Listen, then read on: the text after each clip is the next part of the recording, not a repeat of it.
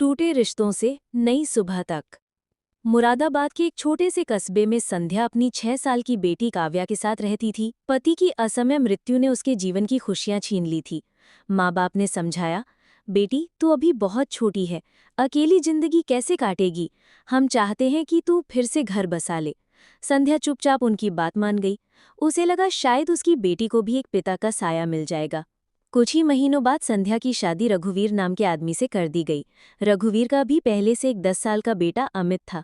शादी के बाद जब संध्या नए घर पहुंची तो उसने पूरी कोशिश की कि अमित को भी अपने बेटे की तरह अपनाए, लेकिन अमित हमेशा ताना देता, आप मेरी माँ नहीं हो, मेरे पापा को मुझसे छीन लिया तुमने।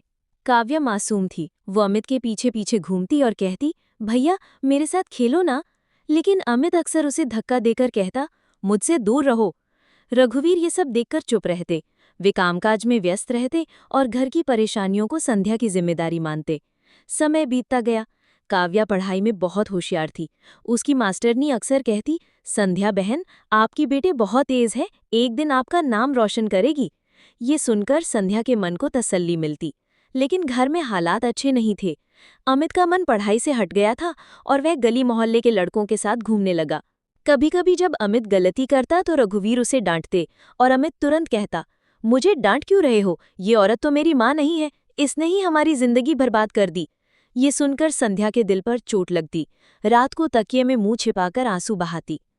एक दिन मुरादाबाद के स्कूलों के बीच एक बड़ी प्रतियोगिता हुई। काव्या ने उसमें भाग लिया और जिले भर में पहला स्थान हासिल किया। जब उसका नाम मंच पर पुकारा गया तो पूरा हॉल तालियों से गूंज उठा।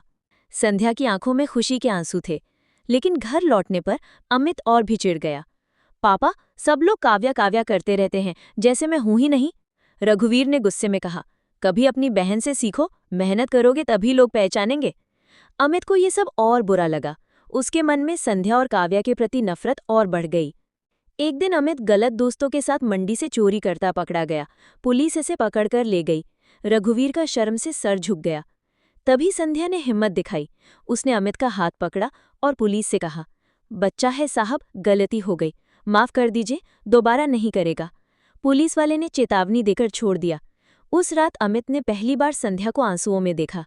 संध्या ने उससे कहा, बेटा मैं माँ हूँ, चाहे दुनिया कुछ भी कहे, पर माँ अपने बच्चों को कभी नहीं छोड़ती। ये शब्द अमित के दिल में उतर गए। धीरे धीरे अमित बदलने लगा। उसने पढ़ाई पर ध्यान देना शुरू किया। काव्या और अमित के बीच भी रिश्ता सुधरने लगा। वो अब उसे छोटी कहकर बुलाता। रघुवीर ने भी महसूस किया कि असली रिश्ते खून से नहीं, प्रेम से बनते हैं। काव्या ने अपनी मेहनत से आगे चलकर शहर की बड़ी यूनिवर्सिटी में प्रवेश लिया। अमित ने भी मेहनत करके इंजीनियरिंग में दाखिला लिया। दोनों भाई बहन अब एक दूसरे के बेस्ट फ्रेंड थे। मुरादाबाद में लोग कहते, संध्या बहुत भाग्यशाली है जिसने 2 बच्चों को इतना अच्छा इंसान बनाया।